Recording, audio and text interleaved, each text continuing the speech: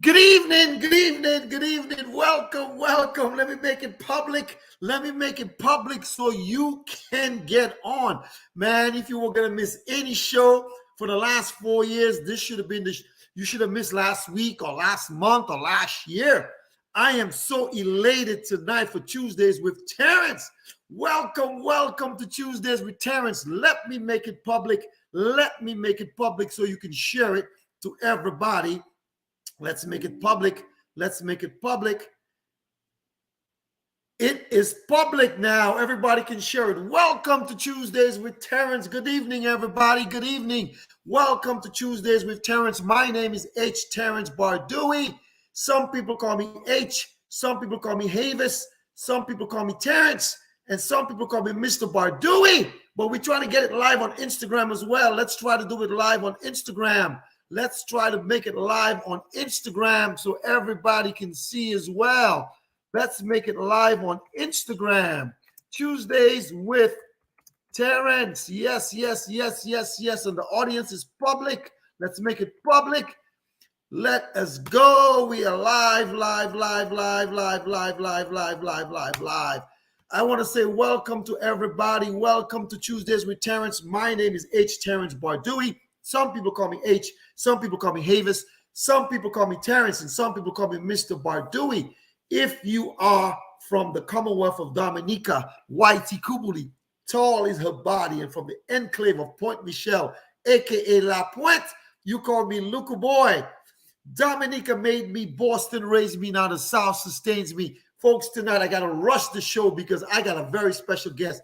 This guy is so busy, but he took a little time out of his schedule. He's working on a project, to get me in. But just before he comes, man, an iconic figure in the reggae world passed on Sunday. I actually grew up in Springfield, Massachusetts. For those of you who are reggae heads, you know about Morgan Heritage. Peter Anthony Morgan passed out of a stroke, I think, in Puerto Rico last Sunday.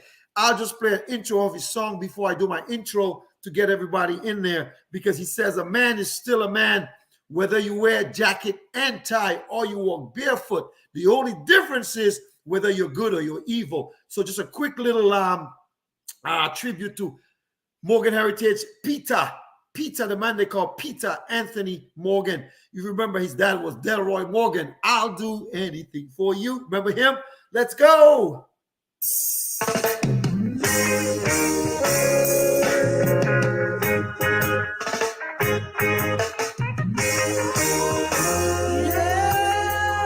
I can't sing. A man is still a man, without him wear jacket and tie or him walk barefoot. The only difference is whether I'm good or evil. Oh, a man is still a man, without him rich or poor, black or white for sure. The only difference is whether I'm good or evil. Welcome to Tuesdays with Terrence. We see lots of different people in the street, wiping car glass window. This is what they do day to day, just to get a little food to eat. Oh yeah.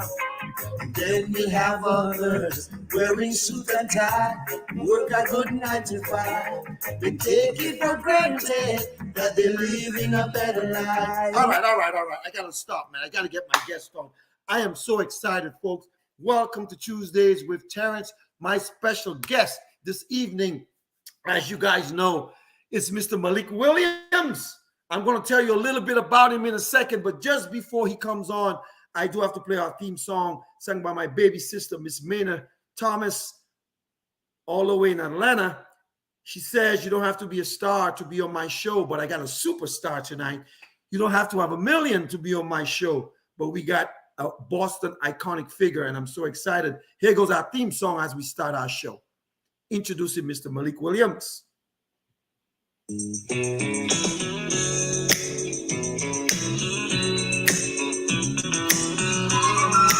My baby sister singing, you don't have to be a star, but I got a superstar tonight. Yes, Lord, Mr. Malik Williams. Woo!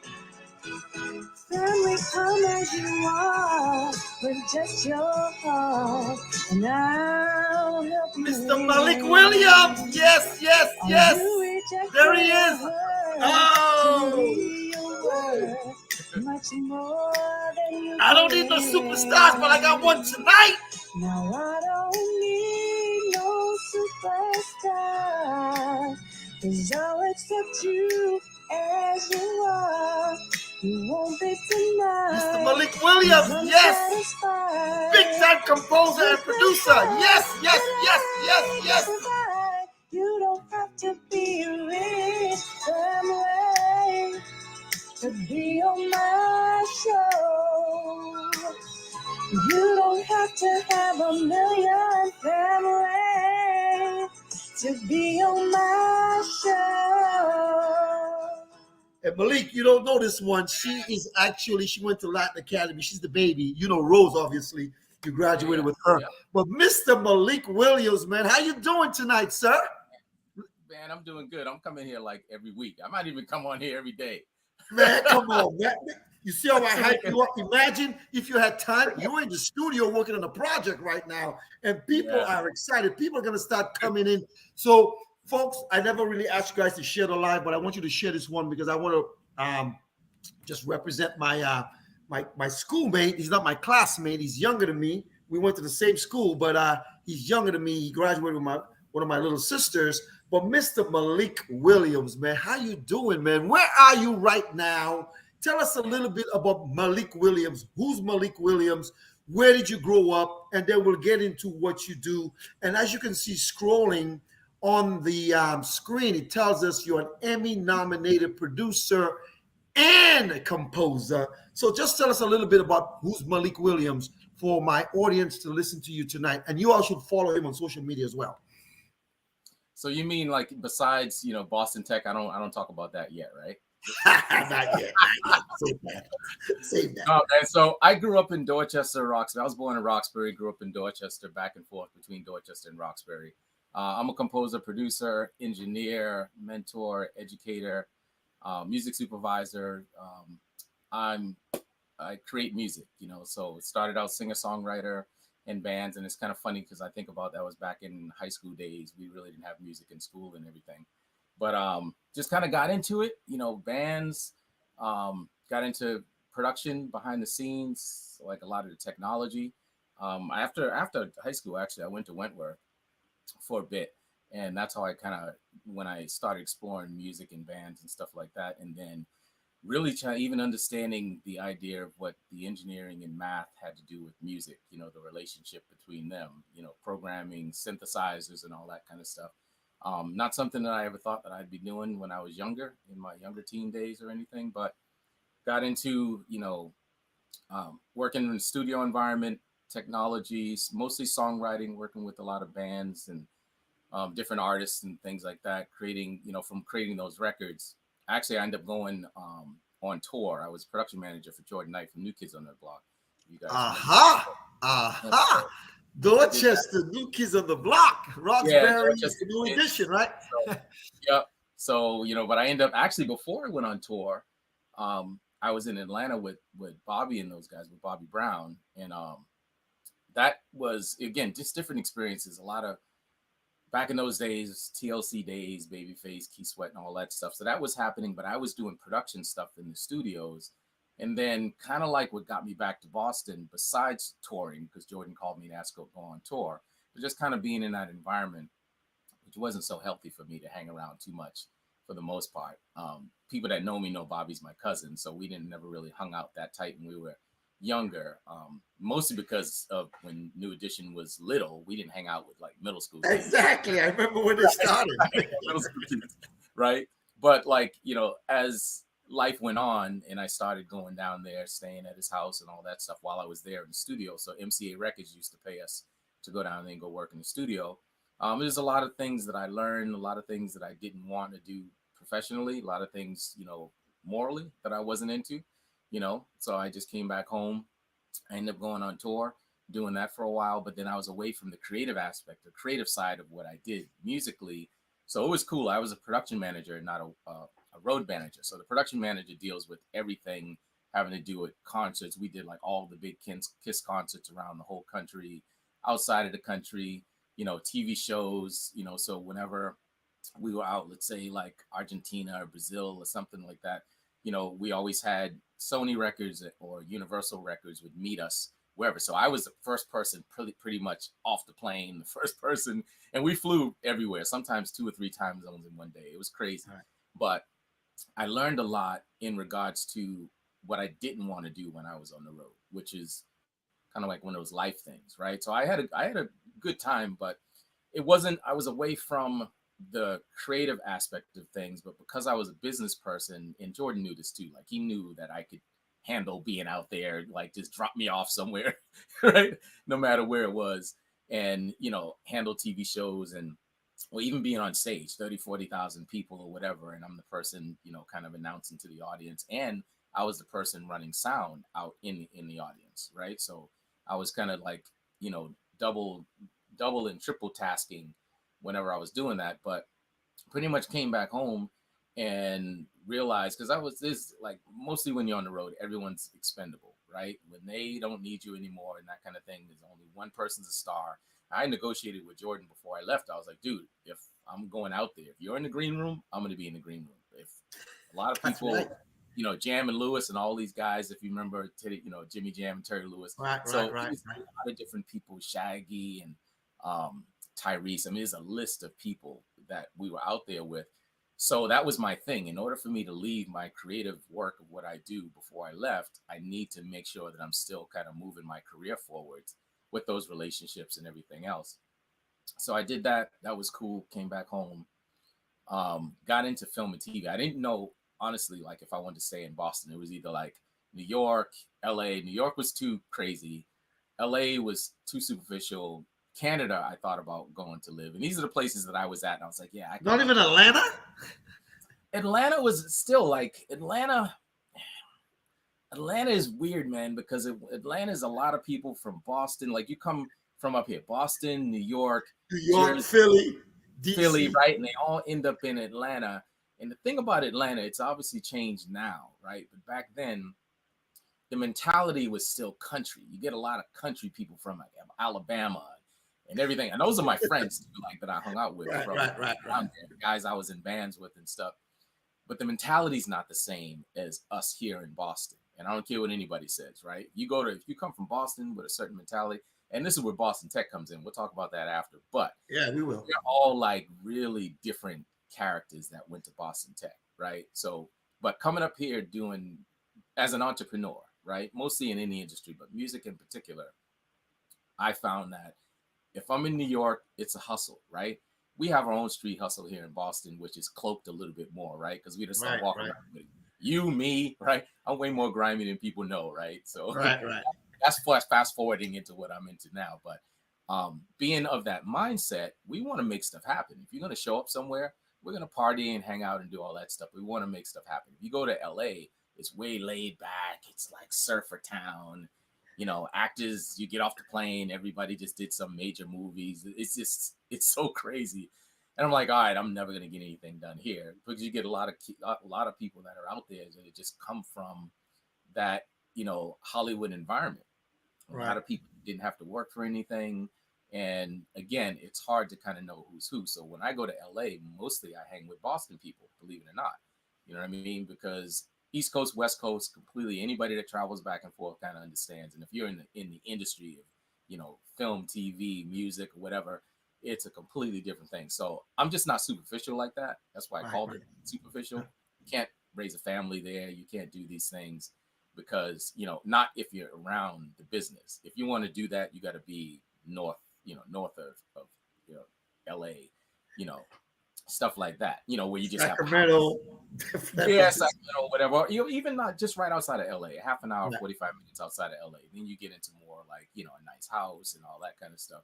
But that's too far away. In LA, you can't travel back and forth. I can go on, anyone that's gone to LA know you can't do too much in one day.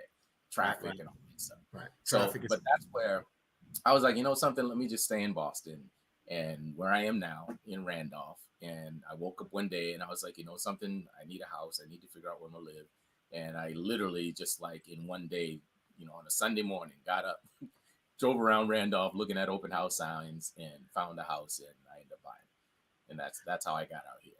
But Wow. Folks, yeah, my special guest this evening on Tuesdays with Terrence is Mr. Malik Williams, an Emmy-nominated composer and producer, engineer. I mean, I'm so excited. First of all, I want to say hello to Robin, all the way in Charlotte, North Carolina, watching in the Queen City of Charlotte. Welcome to the show, Mr. Alvin Vassar in Petersburg, Virginia. Miss Delphina LeBlanc, all the way in Ottawa, Canada, is watching. Elizabeth Bardui, all the way, my cousin, all the way in Brooklyn, New York, Joan Isles, all the way in H-Town, Houston, and people are watching from all over, all different places. I don't know where they are. For those of you who are watching, you got to give a shout out tonight. My special guest is Mr. Malik Williams. We went to school together, but for those of you who were there earlier, you know that he's a cousin of Bobby Brown, so he knows who New Edition is. He worked with New Kids on the Block with Jordan Knight and them. So, but anyways, Malik, we went to high school together, bro. And you were in the same grade as my sister. So I've known you since you was like 13, 14. And that was like since 1980. This is 2024. So that means I've known you for over 40 years. yeah, All that's a right. lot. Even It's before, why I'm gonna tell you something now. I'm a musician, but I play a little guitar. I can't sing. You saw me lip syncing at the beginning, but in tech, before you came in, because my sophomore year you came in when I was a junior because I was 2 years above you at Boston Tech. My sophomore year there was a talent show, and I was on there yeah. playing guitar, and we had Oh, our derby hats and stuff like that. People like let me see. Who were freshmen at the time? Talancey Durant, Bashir, those guys were freshmen. And there was a guy named Kirk who played guitar. He was really, really good. But guess what? You being a musician, a composer, an engineer, and all of that stuff. I remember before we talk about tech a little bit. I remember. Well, let's talk a little bit about tech, and then we'll go to Four Corners. it I'm gonna, now. I'm gonna tell you something that's gonna blow your mind. But in high school, um, did you realize that that's what you wanted to do? Because it's Black History Month, and we're celebrating you tonight as an accomplished musician, composer, producer, engineer, Emmy nominated. And I'm celebrating you not as my friend, but as an African American man who's doing great things in the community.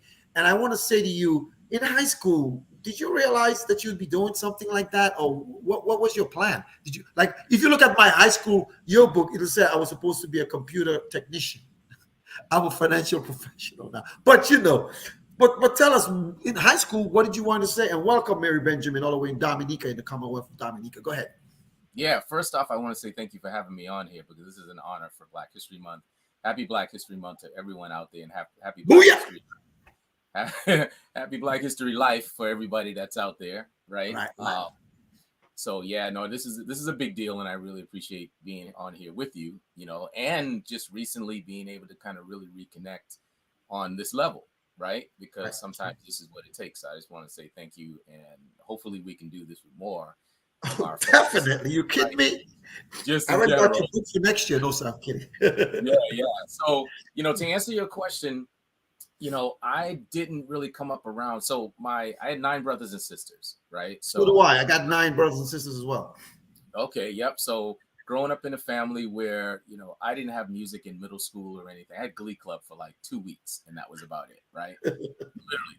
Most of my siblings went to Dorchester High, so they actually had really great music programs, right? And my brother, just older than me, who, unfortunately passed away, but he got me into a lot of this stuff. He played with, New Kids and all the rest of these guys, like way, way back when they were doing all those records.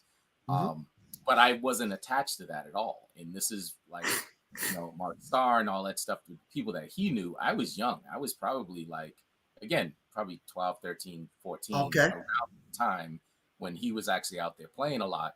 So, but him and his friends, they would actually come to my house and they would leave all of their equipment in my on my den. And of course, I'm not supposed to touch it. But one dude used to leave his bass guitar there, and I used to go in there and play around with the bass guitar. And that was probably, I want to say I was probably like, again, 12, 13. We had a piano, we had an organ and all that stuff. My father played.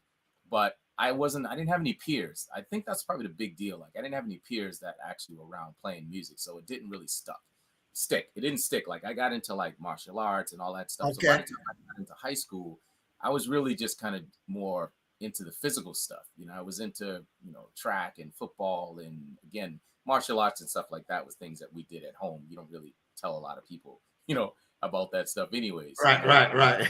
So, but on the music side, like I didn't get into it senior year. I ended up kind of playing around and we had like a little band that we put together. But that wasn't something, it wasn't like a band. It was just like hang out in the library. And, I think I don't even know if I had my own bass or whose it was. I probably had my own at that time. And I don't know if you remember Liam Deaney that went to school with us, but I remember Liam. Yeah. Around the corner. So he played guitar, I had a bass, and Daniel Carrington. I think he had a bass. So we did, we were into DJing and it was a mix of all that stuff back in the day, right? So but that's how that was my first taste of any kind of music stuff. I remember me and Liam played with these guys like AAF or BCN, one of those stations where one of the guys from the station helped us put a little song together. It was probably just like on a cassette somewhere, and that was that. And 8-track. I'm just kidding. I'm kidding. I know. No, I moved away from it, and then I want to say probably a year after high school or so, I kind of got into it, and then probably when I was in college again, or going into probably my first year, dabbling around with music stuff. And I remember going to this, I can't remember the name of the band, but they have a little Chinese restaurant trios thing. Yes, I remember. Yep. I remember showing up to Cathay Pacific and in Quincy, watching, my friends that were playing in this little band, and they asked me to sing. And most people don't know me as a vocalist, but I was a vocalist first, right? So I ended up singing, songs. You were in Glee Club, man. You were in Glee Club. Yeah, I was gonna say, right? But even then, I didn't know what Glee Club was, and I didn't know the relationship between singing, as I can think back when I was terrified singing when I was 4 or 5 years old, and kind of being made to sing by my parents or whatever, sing for your uncles and your aunts, right? And just terrified, crying all day long, at 5 years old. And then singing around the house, my sister sang and everything else. I got 6 sisters, most of them sang, the ones older than me. And I could do that, Minnie Riperton, going from a low register to a really high register, what Mariah Carey does now, right? So I could do that, right? And I still kind of toy around with that now. I'm kind of ripping up my throat, but I know, man, because I got 6 sisters too. Just like you, I got 6 sisters too. But for me, it was a sport. I was just a kind of a knucklehead. I was just the kid that was always getting kicked out of the room. And this is what I kind of went into Boston Tech with that type of nonsense as well. It's just being a clown. I guess all of us are clowns anyways, that I never go anywhere. But, really just kind of being the annoying brother, right? Going in. And I didn't realize that I was using my voice to do a lot of really interesting things, but I didn't call it sing. I didn't have the relationship of singing and making sound, right? Or singing a song and being an artist or wanting to be a performer in art. You're making me thinking about this. I never actually thought about that way. Right. But I didn't say hey, I do this vocal thing, because I was very introverted as a kid, right? So it's I wasn't going to school singing on the block like people do. You know what I mean? Singing up and down the halls, probably like you did, right? You did that. Yeah, I can't sing. Now, if I hung out with you, maybe me and you would have been doing that, but I wasn't around that type of encouragement. So Boston Tech we didn't have a lot of musical people in Boston Tech. You know what I mean? Well, in my years we did, but not in your guys' years. I don't know. Yeah, in my years, Robert Ragland, a bunch of people were singing a lot. Yeah, most of my peers, they just didn't do it, and so therefore, I just kind of that was just a separate part of my life, and I didn't. Well, one of your classmates, my baby sister Rose, could sing very well, but I don't know if you're aware of that. Wow. She could sing. I didn't know that. She could type. Know that. Yeah. Wow. I didn't know that. She didn't in high school, but in church, but not in high school. Continue. Yeah, so I think from the Chinese restaurant stuff, Cathay Pacific, everybody knows Cathay Pacific, right? In Quincy, from that experience, I just remember kind of being in my room, having these ideas, right? I had these 2 cassette players, right? Mm-hmm. And I used my guitar. And it's funny, I learned how to play guitar really thinking it was a bass, and it's kind of funny. So the other part of me being like a little bad kid, right? I used to be Right.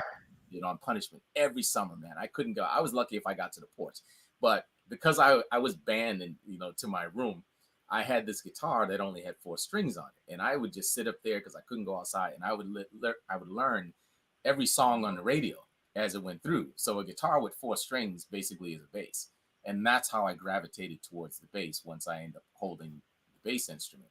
So kind of going from there, later on in life, that's where the bass thing came up. I always had like some kind of guitar around and just kind of creating songs, like writing songs myself. And it's funny because I think about this, I was only really just by myself, just coming up with whatever ideas that I had, using these 2 cassette players, playing one part, playing all of a sudden playing that one thing that I just recorded, which is what track machines do, right? Right. And then recording a new part and laying all that stuff down. And that's how I end up coming up with these fragmented songs, And then I got into playing music, mostly my sister. My sister Sanji asked me to sing it. I think it was Mass General Hospital. She asked me to sing for this Christmas party. And my brother was playing, I think he was playing keys, and this other, my friend Ralph was playing bass. And while I was there, they were like, hey, we got this band that we started. Do you know anyone, do you play bass? Because they were looking Ralph played guitar. And he was like, yo, if you play bass, you can be a part of our band. And so he handed me the bass guitar, right? And I'm there as a singer at the Christmas party. And I just remember being in the back room, and he's like, here, and then so I showed him I knew how to play a little bit. And then he was like, all right, come to rehearsal. So we used to rehearse in Grove Hall. Do you know where Reggie's Hair World is? Do you remember? I know exactly where Reggie's Hair World is in Grove Hall. Basement. And so whenever I go through Grove Hall, I try to like stop and go say what's up to Brother Right. Radio. Be nostalgic. But that was our place. So we went from there. And again, we had a full band. And the cool thing about the band is a lot of us played multiple instruments, right? Right. So to be a bass player back then, you had to play keyboard bass, right? Because that's when all those, synthesizers were coming out and so forth. What is it? Tony Terry and all these songs back in the day, Teddy Riley, Guy, Exactly. Synthesized bass lines. So you had to be able to do that. And so we would switch around instruments. So like my brother played keys, drums, all that other stuff, guitar. And literally, so that became kind of fun to us. So I was like a bass player on one song, playing guitar on another song, lead vocalist on another song. And so from there, that's how we ended up, those guys ended up starting recording, and that's how we ended up getting into studio production. That's so how stay right there for a minute, because, I can play a little guitar. I used to play the drums for churches. I can play a little drums, a little guitar, but I'm no Malik Williams. But I'm going to bring this up because, we grew up in Boston. And you've worked with New Kids on the Block, and you Bobby Brown's cousin. You work with a lot of artists, in the music industry and so forth, and you're pretty accomplished. But I remember, I think it was the late '80s. I can't remember exactly when it was, but maybe the late '80s, I think it was late '80s. You were in a band. And I was living off Harvard Street, Waterloo Street, close to Four Corners, because I grew up in Four Corners, close to Bowdoin and Geneva, in Dorchester, Boston part of Dorchester, right? Dorchester part of Boston. And you from Dorchester, Roxbury, Dorchester as well. And there was, I think it was called Calico's. Oh, no, you're talking about Cortez. Cortez. Cortez Lounge, yo. Yeah, I saw you there on the guitar. That band was jamming. I didn't drink alcohol, but I love to party. And I used to come and check you guys there. And I was like, man, I never said hi to you. I'm like, look at Malik, man. And I was just there. You guys would play all the beats, all the electronic instruments, and it was fun. You remember that? But just before you talk about it, I want to say hello to Miss Esther Durant Casimir, tuning in all the way from St. Martin in the Caribbean. I want to say hello to Miriam Magloria, all the way in Dominica, and also in the Caribbean.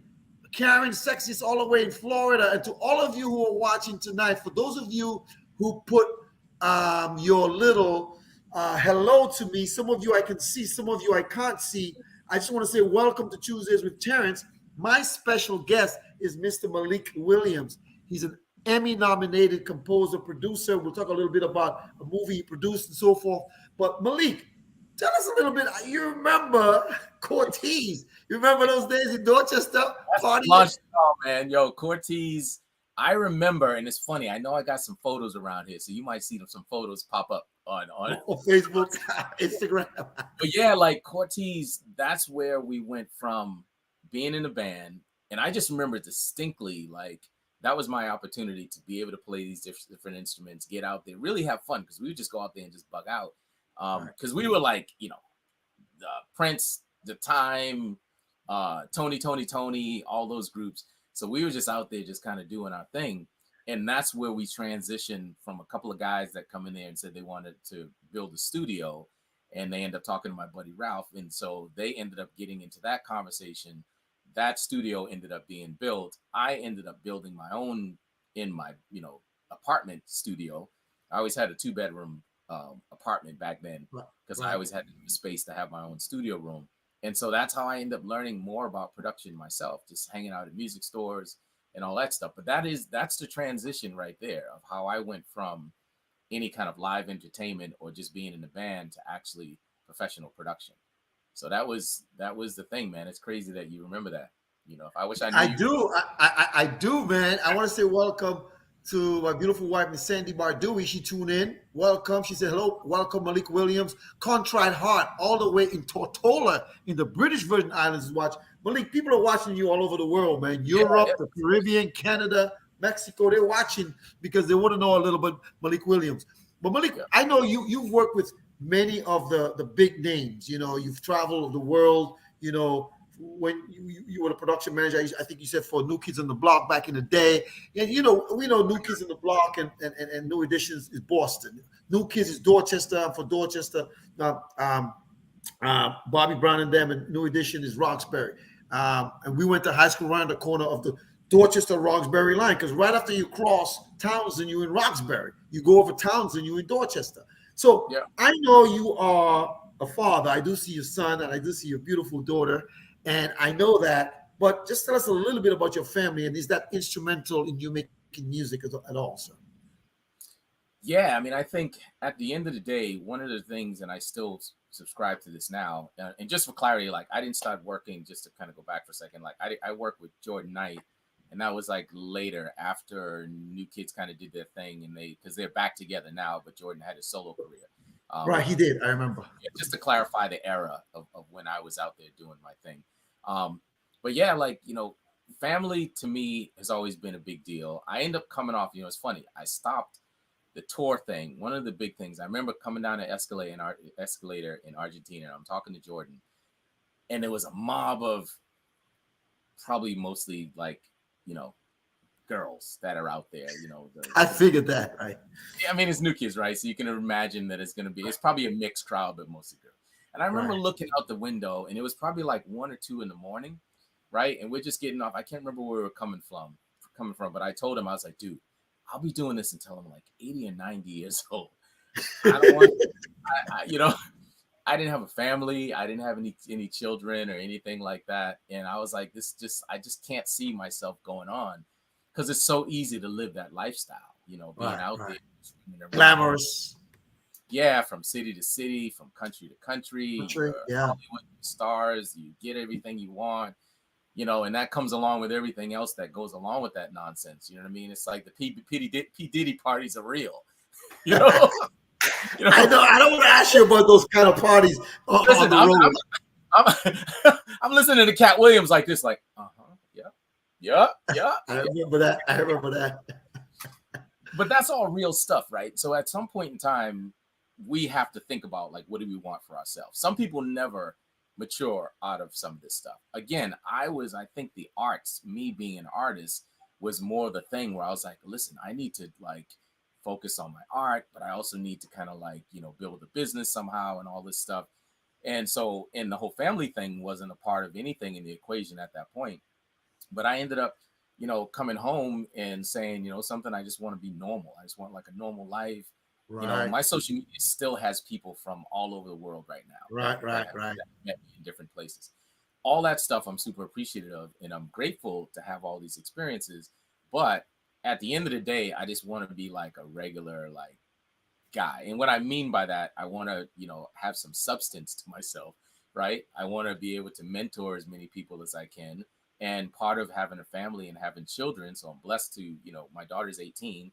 She's over at Cal State now, right? And so that was, some people may or may not know, but she's from my ex-wife, right? And so Right. I never made it a big deal that there was any separation between anything, So me being Right, on the right. East Coast, her being on the West Coast, traveling back and forth, since she was like 5 or something like that, right? Right. And then currently my 2 sons now, right? And my wife and everything else. So basically, being able to be attentive, not just to say like, oh, I'm a dad and I'm doing something I think is cool, right? Because as you know, when it comes to family, none of this stuff that we're talking about, all the fun stuff matters. It's all about the work, right? That's right. It's all about That's right. providing for the family. You and I can joke around all day long about a bunch of Exactly. stuff. But at the end of the day, I see you with your family. And that's the thing that I realized when, especially being on the road, because you're really just like, there's an abundance of everything that you can think of, right? When you're Yes, hanging sir. out in Hollywood crowd. And I realize now, like a lot of what I do, even just reflecting off of my role and my job as a brother and an uncle and a big brother to a lot of people, that kind of stuff.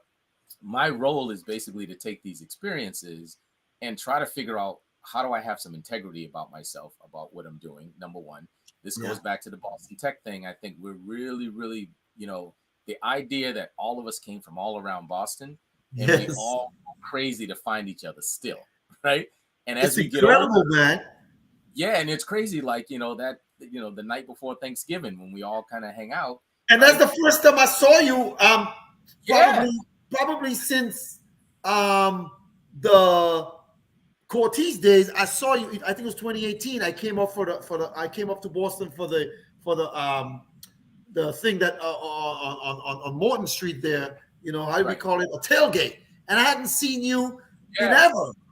I know you graduated with my sister, but I hadn't seen you in ever, and that's why. And I wasn't on social media. I joined social media January of 2018, so that's why I didn't know a lot of people from school. But as I got to the point where I'm looking at all these people who are doing great things, and I'm so proud of you, sir. Only because I call you sir because it's respectful. I'm giving you the respect tonight.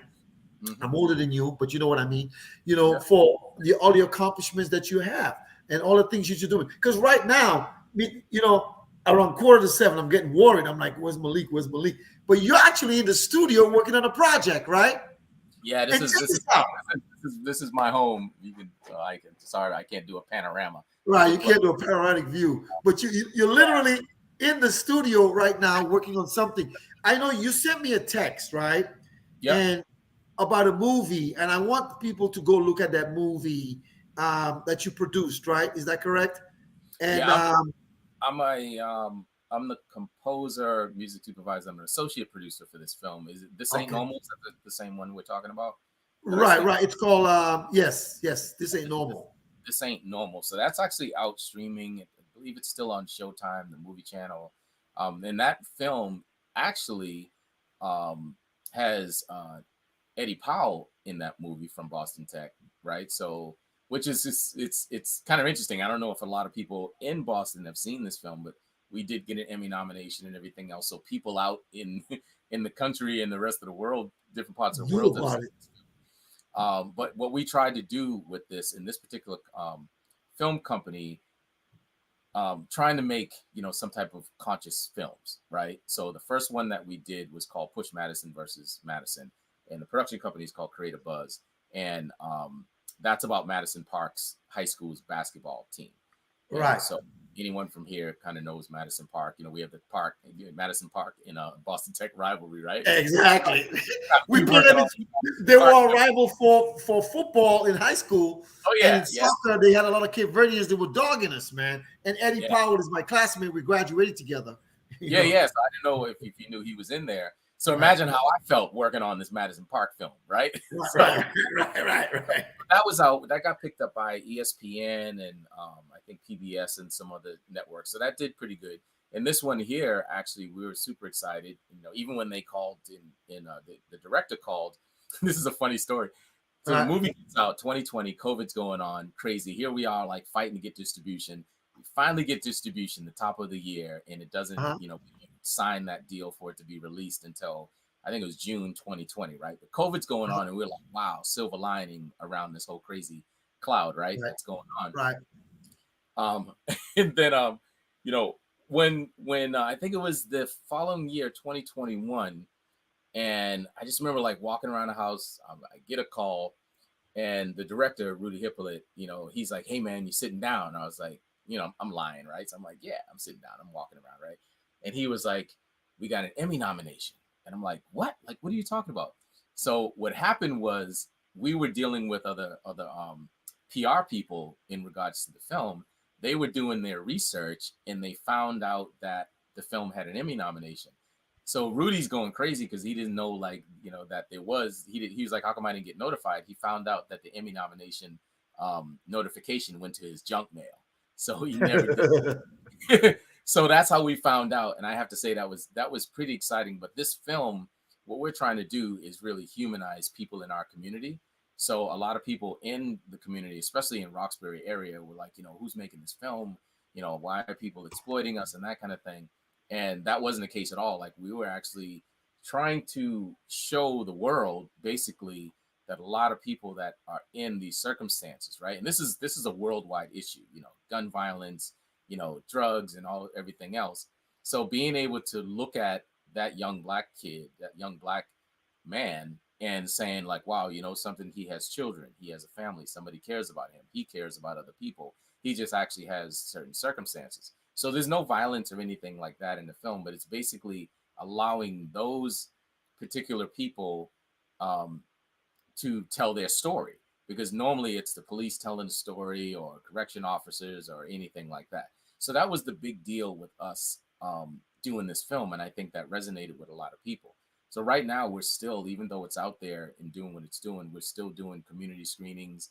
We just had one last week at the Boys and Girls Club in Mattapan, and we've done a run with the Boston Public Libraries here, but we screened them at a lot of different colleges because of the mental health factor. We talk about that in the film. Um, and then just kind of across the board, legislation, we've screened at Harvard University, Tufts University, people in the medical programs and things like that, working with these youth that actually get shot, and all of a sudden now they're in the hospitals, and how do you deal with them in there? Nobody wants to say who did what, like all these things. So how do you humanize this whole process when somebody's that's involved with that type of activity is there? And so basically using that also as a platform to try to inform other young people and try to educate other young people, and get the resources that we need in our community. We talk about the marathon bombing. When that happened, resources came from everywhere, to handle that. When it comes to what we're doing, anything in our community, just a mile away, for some reason they can't find enough police officers. They can't find enough resources. There's not enough money for school, for programs, things like that they need. So that's what this movie's kind of a vehicle to talk about that, and which is a big part of me going back and saying, yeah, all this whole Hollywood stuff is really cool, but at the end of the day, I feel like, you're a guy that I look at as like, you're cool, right? You've been cool for a long time. And I say it that way because after cool, what do we have? Think about that, right? What's our value in life? So what? You're cool, Malik, you're cool, whatever, right? My whole goal is like, yeah, I'm an artist and I do some cool stuff, and I use that to actually get the attention of young people so I can actually talk to them about the business of music, and I can talk to them about, mental health issues. Like my little brother, just to share this as well, my older brother got me into music. He passed away, and my little brother in 2012, in 30 days, both of my brothers passed away, right? The first one was a suicide, right? And 30 days later, 1 week after we buried that brother, I get a text message that my other brother passed away. So and I'm not the only person, right? So I talk about this openly because all this cool stuff is really cool, right? But at the end of the day, what's our reality? What are our people dealing with? Who can actually be there? How can I share my story, right? And so I'm big from a state level of me being here and saying, hey, something? I am in these rooms with the governor. I am in these rooms with, different politicians, or the Urban League and the NAACP and all these places, these different organizations. Are they really in touch? I do know, New Kids, or I do know New Edition. what is coming into our community, right? What kind of legacy is being left? And I put it out there. If anybody can tell me a little kid that has benefited from any of this Hollywood stuff in the last 40 years that it's coming in and out of Boston, please let me know, because I don't know anyone that has gone to college, anyone that's graduated a program with any certificate, anyone that started a business, anyone that's even learned the business of music, right? Which is what I do. I license music. I create this intellectual property that has a value to it, and I license that to a film or it gets on a record, which is still the business part. The same as a photographer that takes a photo, right? You want to use that photographer's photo? Well, you better pay for it. You better license it. That's why it says Getty Images on everything you see stamped, right? So this is the conversation. I was on the governor's, I think you're on mute, the governor's Arts and Culture Policy Advisory Committee. And part of that is this conversation. What's the business happening? I'm still that little black kid that comes from Dorchester in the hood. Yes, right? yes, Brothers, yes. sisters, parents that didn't like each other, you know what I mean? And even, welfare kid. A lot of people know my father got sick. He was an entrepreneur, got sick. My mother had all these kids. How do we eat, right? That block of welfare cheese that hopefully our viewers out there. Everybody, I know about welfare cheese, bro, and that milk, that dry milk. I know about that. Food and all the rest. We have food stamps. Yeah, food stamps, but also remember the paper food stamps. The paper. We have paper food stamps in Dorchester, dog. I'll go get them right now. I still got here now. And the reality is, it is something to be like, oh wow, I'm still trying to figure out, can I sell these on eBay? I know you probably could. I'll buy. You know what? If you can buy one of these food stamps, I'll give you $100 for them. I'm telling you right now. For one, if you got food stamps. Listen, food stamps, I'm gonna buy it for you for it to be a nostalgic thing. Because now you got the EBT cards, and everybody looks like they're swiping their credit card or their debit card. But I understand, Malik. You know what? I've seen you talk at universities, at colleges, at high schools. I know you were on the Governors Alliance, and you're in the community doing great things. And you made a valid point. Me, myself, as an entrepreneur, what I try to do is to educate people about income protection, debt elimination, and legacy creation. And what I do is I use financial literacy to do that. But you're using music, and I think it's important because sometimes for African Americans, all they want to see us do is dance and sing. But the thing about it is you now are creating content that you own, your AI, intellectual property and your artificial intelligence. You're owning those things. And people need to understand, I think back in the day, all these rappers and singers who didn't get their due money because they didn't own anything. So now when I see you're in your studio right now. You took some time out of doing a project to come on this show. You were busy, but you spent a little time with me and my audience. So Joan Pendergrass, the widow of Teddy Pendergrass, my childhood friend is watching right now. Oh, hey, Joan. She's watching you right now. And there's other people watching as well. Donaldin Coffee Pierce watching, and a bunch of other people are watching. And to all of you who are watching, my special guest this evening is Mr. Malik Williams. He's I've known him for over 40 something years. We went to school together, and now an Emmy-nominated, composer, and he's doing great things in Massachusetts. As a matter of fact, I saw something that said in Massachusetts, when it comes to like music, you're the name to compose and create stuff for people. You are the person. So check this out. We don't have much time left because you got to get back in your studio. You're in the studio. You got to get back to your project. It's Black History Month. I'm going to give you 2 minutes, solo screen to encourage African Americans, young people, but also entrepreneurs who may want to get into an entrepreneurship. I don't care if it's music, even what I do or whatever it is that we do. For Black History Month, and we only have 2 more days left of Black History Month, how can you enlighten and encourage the masses for Black History Month as Black men, in America? What can you tell, and Black women as well, and children? What would you say to us as African Americans in this great republic for which it stands, how they can create their own stuff and own it? Well, I think, number one, I think education for me is the key to all this. And again, I use music, I use the arts, to be able to kind of walk into a room. Somebody's, most young people don't really understand the business of music. They don't really understand what they're creating. So like education being the platform that I use, if I'm, just to give you an example. So if you have 10 students, 10 kids, 10 students, one of them might want to be a rapper. One of them might want to be a singer. Another one might want to be a producer, right? One might want to be an engineer.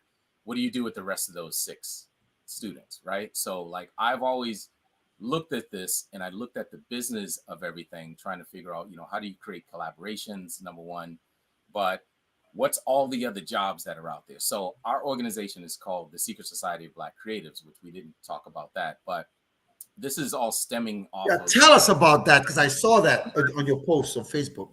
Yeah, I want to say like probably at least 20, maybe even since I'm old, right? Probably 30 years of me literally showing up to boys and girls clubs and everything else over the years. Now, years ago, I didn't realize how valuable that experience would be for me. It's almost like, a muscle that I like to be able to walk into a room and just share my experience. That alone is already inspiring. But these 10 students that I'm talking about, if you have 4 that kind of have an idea of what they want to do, the biggest problem that we have community wise, if you think about, why are people getting into fights at shows, right? We know of enough concerts or, where all of a sudden a fight breaks out. It's generally because people don't have any kind of direction, right? The people that's creating the music and have jobs are never the people that are fighting, right? They're never the ones on the block that's fighting. So if I can teach a young person about being an agent or being a publisher, right? Or arts administration, people totally disregard arts administration. I'm an arts administrator, whether I like it or not. It took me a long time to figure that out. But for every email I send, for every business meeting I take, for every partnership that I create, right? For every music manufacturer that I talk to, right? To try to figure out how to work with me, even me as an individual artist, that's all a part of the administration process. So if you think about administration across the board, a lot of these things kind of fall under every industry, right? It could be biotech, it could be anything, right? Financial institutions of what you do.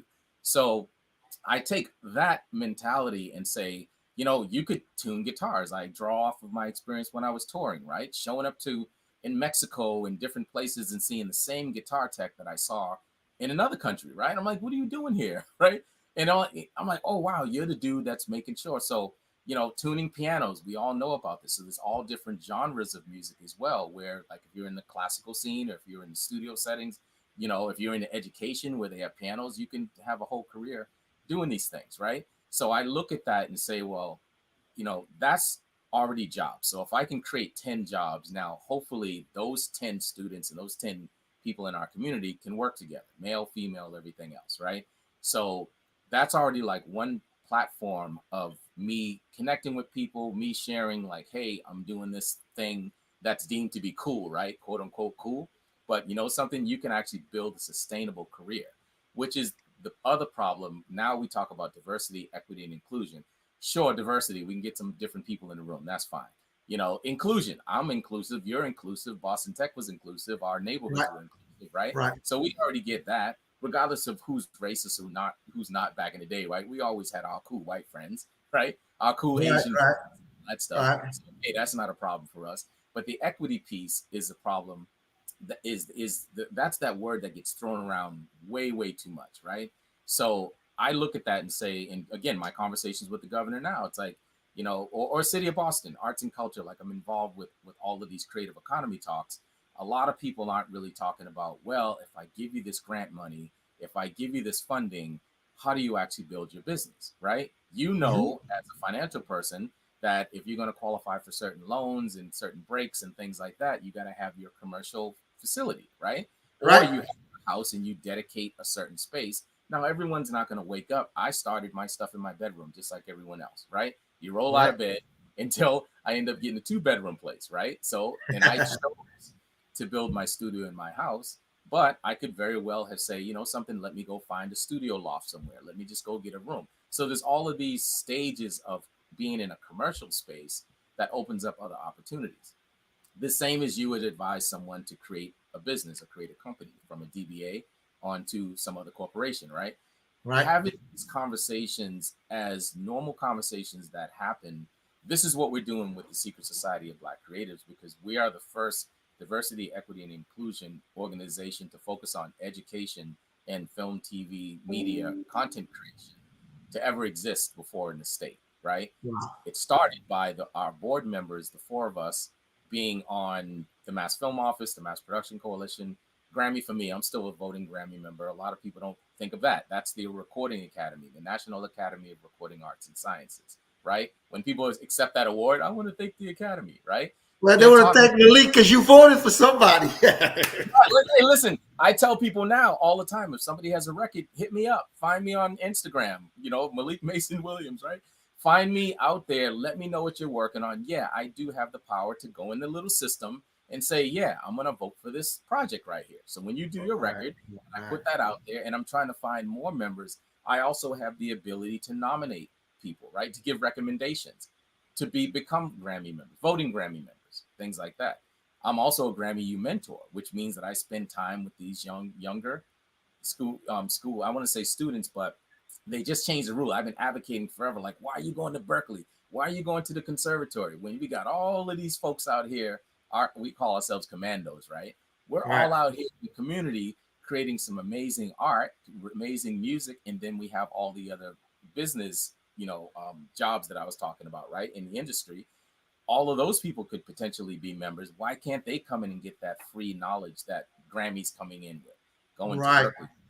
Now they opened it up from 18 to 29. You can be a Grammy U member, right? Which puts us all in the same room, right? I try to put myself in all those other rooms that people can't get in, right? I go into everybody else's room. Right. That's what I do, right? Because you have to intentionally go to where people are. People in our community, they aren't going to go to GBH. I was at GBH all day today, matter of fact, right? Really? You did tell me you were busy today. Yeah, their reparations podcast. If you get a chance, check that out because that's I will. Good conversation. So I'm the composer for that. But also, I've been in and out of GBH for different meetings or whatever. And so whenever they tell me to go, I'm like, I don't want to go to GBH. Come on, man. GBH. So imagine the young person that comes from Mattapan, up and down Washington Street or whatever. They're not going to get on a couple of buses and a train or whatever. So this is what I advocate for from a community level when it comes to the state and when it comes to the city. You know something? You guys keep on planning this stuff over where our people can't get to. Our secret societies, we're going to do things. We did, the Roxbury Library. We have what's called the Connect. We do the Connect Diversity in Film, Connect Diversity in Advertising. Our next Connect event is coming up in April at the Bowling Building, April 12th, 13th, and 14th, right? That's, you can walk right out of your house, walk down to Nubian Square, to Dudley, and to the Bowling Building. It's a free event. We have all the unions there. We're partnered, again, with all of these organizations. We had probably 35, 40 partners last year. Wow. So colleges, all the unions, IATSE, here's me at those, when they're doing Whitney Houston movie and Black Panther and all that stuff. I'm the black guy, right? Me and Narissa is on our board. Preach. Me and her, the two black people sitting at the thing. And I was like, something? I'm out of here. This is over in Marina Bay. If you guys know Marina Bay, they have the big studios. Yes. They did Whitney Houston film, right? So when they're looking for black folks, they call us. But as I'm over there with the unions and I'm like, something? I'm not doing this no more. Because guess what? When I leave this table, I don't even get any sweat equity. I don't even get a chance to come back 6 months later and be like, hey, remember I did that black thing for you? I'm looking for something. They'd look at me like I got, 3 heads at that point. So I just realized that, all right, I'm not doing that. We're going to create our own thing. We partnered with the unions because basically, my conversation, even with the directors and everything else, like a lot of our people, we don't understand what it takes to get into a union. We can't even get into an electrical or plumbing union, right? You got to know something in a union to get in a union. So we don't have our people already in there. Oh, you have to be Irish or something. I don't know. Yeah, no, it's true, right? The carpenter unions and everything else, right? It's all the same. So if we can't get in those unions, how are we going to get into a film union doing something cool like a film, right? Exactly. So we said, since y'all all know us, and since we're doing this cool diversity thing, and since you say that you support us, we're going to fast track people into the union. So now they come out to our events. You can talk to everybody. We look at transferable skills. If you do hair and makeup in the community, you do hair and makeup at home, you might as well come to our event. I'll introduce you, Exactly. You can do hair and makeup on a film, or you can do hair and makeup for an advertising agency that has production companies. And that's across the board. If you're a handyman, you can work building sets, things like that. If you work at a cleaners, you're a seamstress, you can work in wardrobe, right? If you have any technical skills, electric or anything like that, all of those different professions all work within the music industry. If you have a catering company, right, you can actually work and get a contract on a film. But most people that look like us, most Black and brown people, don't know that these options are there. So we put this organization together just to be able to have this conversation and get out there, And right now, like we're not even funded, right? So we're still a startup organization. We get sponsorships and look for sponsorships for things that we do for our events. But for right now, we're all still working the last couple of years, trying to get this thing up off the ground. So trust me, I'm tired, man. But I feel like what I'm doing now isn't rocket science. And if I'm not I'm the regular guy. Right? I'm not a celebrity, right? At the end of the day, we could joke around all day long, right? But I'm not a. Well, you're a celebrity to me. No, I'm a regular guy from school. I'm accomplished doing what I'm doing, and I'm grateful. And I couldn't do this without my community, right? My community is everything, right? Even you, trust me, bro. We're gonna be talking a lot more, right? But we all know the people that we came up with and everything else in our community. So I'm always grateful. As much as I joke around, I'm gonna be cool forever, right? Like it is what it is. Like you can't take that away from me. But because I feel that and I know that, that's who we feel like we should have that security, right? That should be instilled in us how we feel of ourselves, our self-esteem, right? It goes in, that's pretty much self-esteem. But what I'm saying is that after me and you find out we're the coolest guys in the room, what is our purpose in life, right? So I think we all have to ask that question and figure out, how much money do I need? How much stature do I need? How cool do I need to be? Right? I'd much rather have everybody else be cool and we're laughing and joking and acting like clowns because that's really who I am. Right? Anybody that knows me know I'm pretty much a clown, right? But that's to me where it's like this, it seems like this unsurmountable thing. And it's really not. People have to wake up and say, I want to actually do something to help this young person. Everybody talks about it, but the people that have the means to do it, right? And I talked about, just look at Boston, look at the entertainers here, look at the people that are successful. What has somebody woke up and actually done to help somebody else? Right. And I'm not talking about making somebody a star and shucking and jiving on stage. I'm talking about being able to educate someone so they can actually go fish. You know what I'm saying? Go teach them how to fish. That's what we do, man. Especially we're talking about the African American community. This is Black History Month. We teach people how to fish. We're not giving you fishes, and we want to create generational wealth in our communities. And that's why I take great pride when I bring people on Tuesdays with Terrence. It's people who are making a contribution, whether to their communities. I don't care what field they're in. The hour's gone, man. His name is Mr. Malik Williams. Can we just say like savings time again? Can we just? His name is Mr. Malik Williams, an Emmy-nominated producer and composer. He votes on the Grammys, yo. Listen, you people. So I know my son wants to be a rapper. I'm trying to get him back into school. But the point is, I hope you watch the show tonight. Folks, the show is called Tuesdays with Terrence. And this is not the first time I'm going to have him there. I'm going to try to get him on in June for Father's Day. All right? We're going to try to see if we can get it back. So we'd have to get him wait a whole year. But Malik, I want to thank you for coming on tonight, for dropping some gems. You've worked with some of the heavyweights in the business. Man, you are an award-winning or award-nominated. You are an engineer, a composer, a producer. And I know you personally. We went to school together in Boston. So my point is this. I'm so excited for you, for your family. And I'm so excited for, as when we were in high school, we didn't know what we were going to be, like I said, but now we're making an impact in our communities. I'm touching communities, middle American communities around the world. You're touching communities in Boston and all over with your music acumen. I want to thank you. I know you're on the show. Just wait 2 minutes, Malik. I know you got to get back in the studio as we close. Folks, His name is Mr. Malik Williams. I am Mr. H. Terrence Bardui.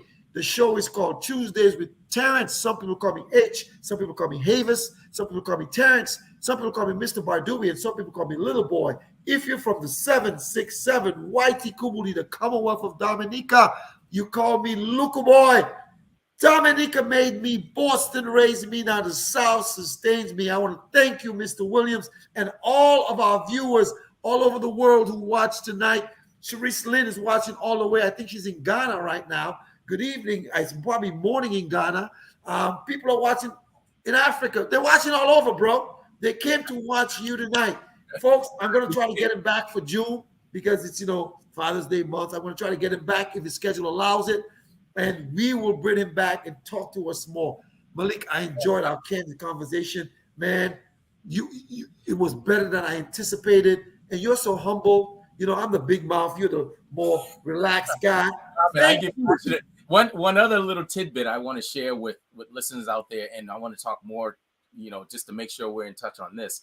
So I'm also a co-chair of the Audio Engineering Society here in Boston. Now, wherever you are around the world, the Engineering Society is 15,000 members in 52 countries, right? Okay. So a lot of people, I'm the first Black chair in Boston in 75 years, right? And so I won for that spot, that position. Black history. This is some Black history, and I feel good about it. And I feel like, when we put our committee together, right? I'm a co-chair on purpose because I'm doing the Secret Society of Black Creatives. So I'm a founder of that and vice president of that organization. So I knew I'd be spreading myself really thin, but I needed to make sure I can grasp along these resources from the Engineering Society. So just to put it in perspective, again, with engineering, everyone thinks of, studios, and they might think of, at a concert, whoever's mixing a show somewhere. They're not thinking about audio acoustics. They're not thinking about audio forensics. They're not thinking about your washing machine and your car. You open the door and hear dings and all this other stuff. But even, thinking about our youth, thinking about people in our community that have transferable skills, or they need a career path, right? Even in audio acoustics itself, next time you go to church, next time you go into a medical facility, next time you look up and see tiles in a hospital or something like that, next time you go into any kind of architectural structure, into a museum or whatever, it's all architectural engineering. I went to Wentworth, right? So that's my thing. Like engineering school, right?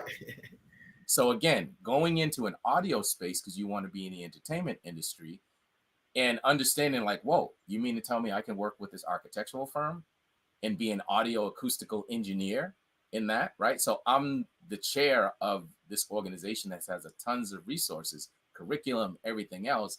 And again, intentionally ran for that so I can intentionally take those resources and direct them into Roxbury, direct them into JP, into Mattapan and Dorchester, and down Fall River and everywhere else out in, Springfield, Mass. I've been in all these town halls. I've been in all these places. I know it doesn't exist, which is really sad. And that's what motivates me. Trust me, like I'm a bit of a unicorn because everyone's like, how are you doing all this stuff? How are you all these different places? But part of it is just the passion for me to work so hard to even be a part of this thing, right? Walk into this conference that's just extremely white, right? Advertising agency, extremely white, right? Movie industry, extremely white. They put us in front of cameras. They put us out there so people have the illusion that there's equity, right?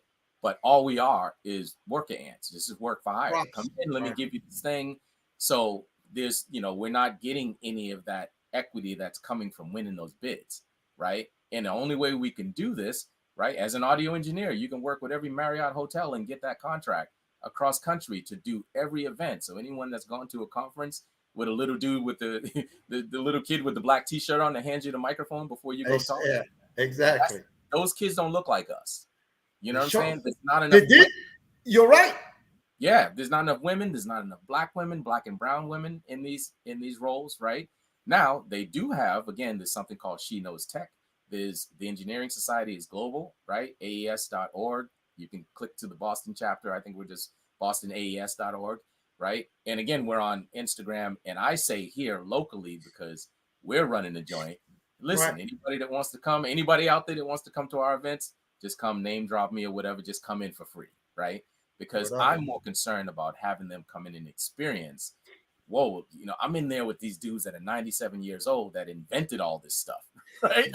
Like literally, bro. I'm like, yo, that dude that's the dude that made that, that reverb unit or whatever it is, all this podcast stuff that, all those things, Shure microphones that's behind you, all that stuff that literally, once you start looking at it that way, that's the inspiration that our young people in particular need. That's the inspiration some of our peers need, right? That's the inspiration you and I need, right? Yes. Once we get into it, right? But that's not it's there readily available. And because I did the Hollywood thing, because I've toured around and I've been in those rooms, I'm like, yo, that's pretty disgusting that somebody wouldn't say, hey, you know something? Sure, microphones. You think you can actually go over, and go talk to these young kids over here in the community that don't have any of these resources, that don't have computers and all the rest of that stuff? So I've been having those talks, and I know we're going over time, but even something like it's okay. It's your time. It's Good.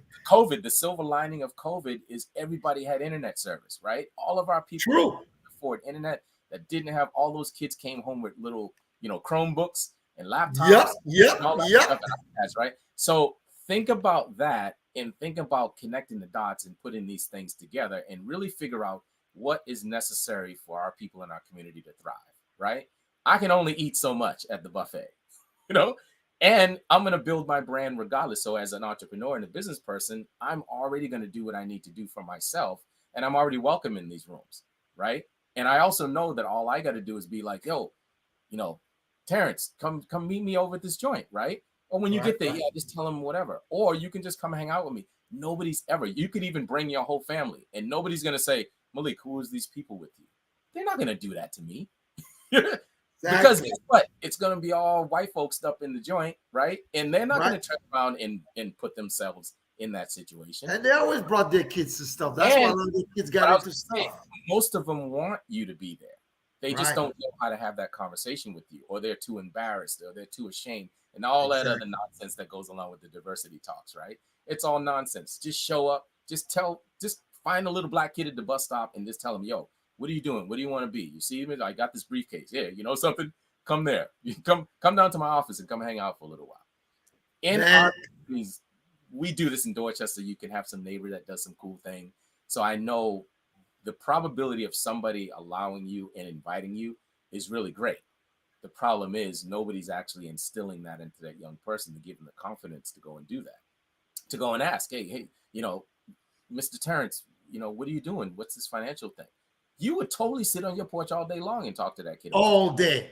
Right? So, me, you want to get in the studio with me, bro? You will never go to sleep at night. Because next time I'm in Boston, I'm going to hit you up. I want to be in the studio. Because you may have to give me a family discount so you can create a piece for me. I'll pay for it. Some music for my website. I don't know, something. Not long. Maybe like 45 seconds. Create a piece of something. And, I got to pay for it. Folks, I do have a meeting at 10:15 with my team, my financial team, at 8. Man, I want to thank you so much, man. Just stay there for 1 second. As we sing, we play this song. I told you in Springfield, Massachusetts, the great Peter Anthony Morgan passed away this past Sunday when he sang "A Man Is Still a Man," whether he wear jacket and tie or he goes barefoot. The only difference is whether he's good or he's evil.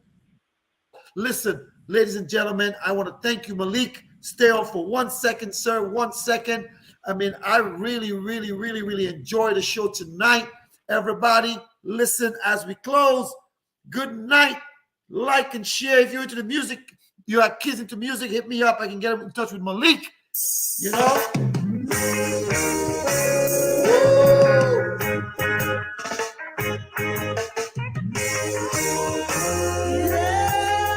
A man is just a man. A man is still a man. Without him wear jacket and tie, I'm walk barefoot.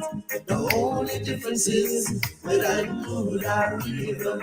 Oh, a man is still a man. Without him rich or poor, black or white for sure. The only difference is whether I'm good or evil.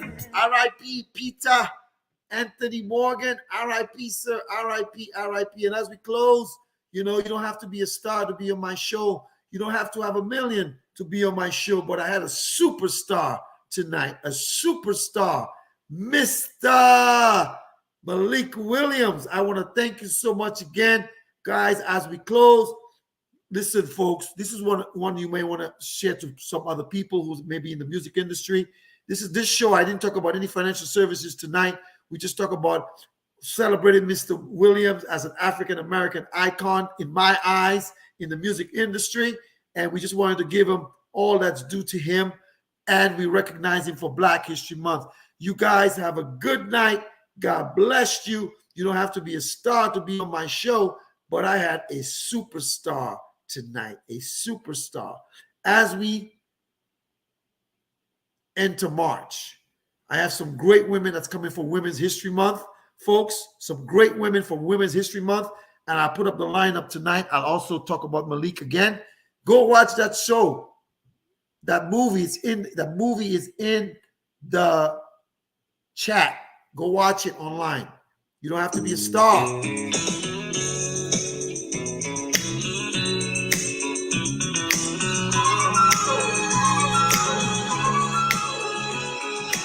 Come, family. Good night, everybody. God bless you. Hasta la vista.